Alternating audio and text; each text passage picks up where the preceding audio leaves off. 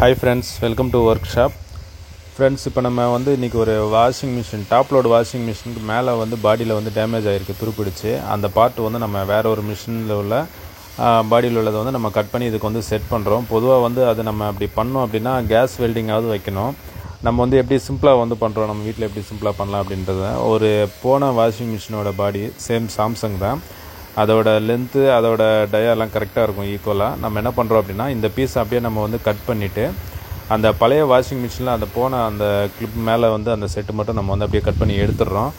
Extra இருக்கிறதுல நம்ம grind பண்ணிவிட்டு இதை நம்ம அந்த இடத்துல மேலே செட் பண்ணுறோம். இது செட் ஆகுமா இல்லை வெயிட்டுக்கு நமக்கு ட்ரம்மு ரொட்டேட் ஆகுறப்போ அது ஒரு வேளை அது ஷேக் உடஞ்சிருமா இல்லை ஷேக் வருமா அப்படின்றது எவ்வளோ தூரம்னு பார்ப்போம். ஆனால் 100% ரிசல்ட் வந்துச்சு. இது நமக்கு ட்ரம்மோட வெயிட் ஈக்குவல் அந்த சென்டராக நமக்கு இருக்கிறதுனால நமக்கு வெயிட் பக்காவாக நிற்கும். அதுவும் இல்லாமல் சைடு நம்ம ரெண்டு பக்கமும் எல் ஷேப்பில் நம்ம ஃபிட் பண்ணுறதுனால ரெண்டு பக்கத்துலும் நமக்கு ஃபுல்லாக ஸ்ட்ரென்த்து கிடைக்கும். அதனால் எந்த ஒரு ஷேக்கும் வராது. பர்ஃபெக்டாக நிற்கிறதுக்கு வாய்ப்பு 100% இருக்குது. இது போன மிஷினோட பாடி மேலே தண்ணி நின்றதுனால அது போயிட்டுருக்குறது. அந்த பீஸை நம்ம கட் பண்ணி எடுத்துடுறோம்.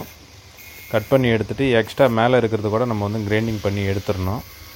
அதாவது எந்த ஒரு வடும் இல்லாமல் இருந்தால் தான் அது கரெக்டாக ஈக்குவலாக ஒரே ஈக்குவலாக இருக்கும். இல்லை அப்படின்னா கொஞ்சம் ஹைட் ஆச்சுன்னா கூட நமக்கு ஸ்ப்ரிங் கொஞ்சம் ஹைட் வந்துடும்.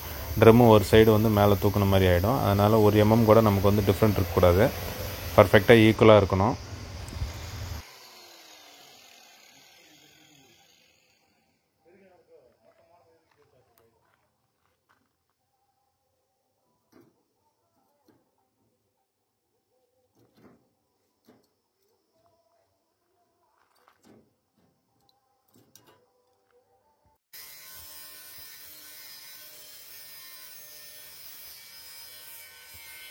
செட் பண்ணதுக்கப்புறமும் கொஞ்சம் நமக்கு எக்ஸ்ட்ரா இருக்கிறதுனால நம்ம அதையும் ஃபுல் அண்ட் ஃபுல் நம்ம கிரைண்டிங் பண்ணிவிட்டு அதுக்கு மேலே அந்த பீஸ் நம்ம உட்கார வைக்கிறோம். உட்கார வச்சுட்டு நம்ம அந்த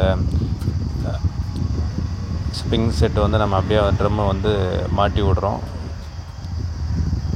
மாட்டினதுக்கப்புறம் நமக்கு ஈக்குவலாச்சு. எந்த ஒரு எக்ஸ்ட்ரா ஒரு சைடு நமக்கு பக்கம் அதிகமாக தூக்கிட்டு இருந்தது அந்த மாதிரி எதுவுமே இல்லை. பர்ஃபெக்டாக செட் ஆன மாதிரி இருந்தது. ஸோ இது நம்ம பர்மனெண்ட்டாக நம்ம பண்ணோம் அப்படின்னா அது ஸ்க்ரூ போட்டோம் அப்படின்னா ஃபிட் ஆகிடும். இல்லை கேஸ் வெல்டிங் பண்ணுற மாதிரி இருந்தால் கூட கேஸ் வெல்டிங் கூட பண்ணலாம்.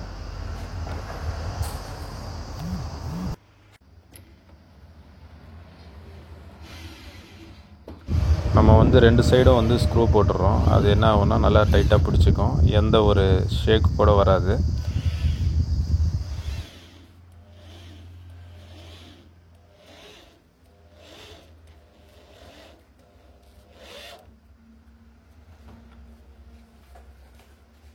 ஸ்க்ரூ போட்டதுக்கப்புறம் அந்த கிளாம்பை நம்மளே வேணால் கூட வராது. நமக்கு அந்த ட்ரம் ஆட்டினா கூட எந்த ஒரு சின்ன ஷேக் கூட இல்லை. பர்ஃபெக்டாக நமக்கு ஃபிட் ஆச்சு. இப்போ நம்ம மிஷின் ஆன் பண்ணிவிட்டு ஸ்பின் ட்ரம்மு விட்டு பார்ப்போம். ஏதாவது அதிர்வு இல்லை தனியாக ஒரு பக்கம் நமக்கு தூக்கிக்கிச்சா அது இதெல்லாம் கூட நமக்கு கரெக்டாக தெரியும். அன்லெவல் இருந்தால் கூட நமக்கு ட்ரம்மு ஈக்குவலண்ட்டாக நமக்கு ரொட்டேட் ஆகாது. ட்ரம்மு சுற்றுறது ஸ்டார்ட் ஆகிடுச்சு. நமக்கு எந்த ஒரு ஷேக் இல்லாமல் நமக்கு பர்ஃபெக்டாக ரொட்டேட் ஆகுது. பக்காவாக 100% செட் ஆகிடுச்சு. நமக்கு நீட்டாக ரிசல்ட் கிடச்சிச்சு. ஃப்ரெண்ட்ஸ், இந்த வீடியோ உங்களுக்கு பிடிச்சிருக்குன்னு நினைக்கிறேன். பிடிச்சா லைக் பண்ணுங்கள். நம்ம சேனலுக்கு ஒரு வேளை புதுசாக இந்த வீடியோ நீங்கள் ஓப்பன் பண்ணி பார்த்துட்ருக்கீங்க அப்படின்னா மறக்காமல் சப்ஸ்கிரைப் பண்ணுங்கள் ஃப்ரெண்ட்ஸ்.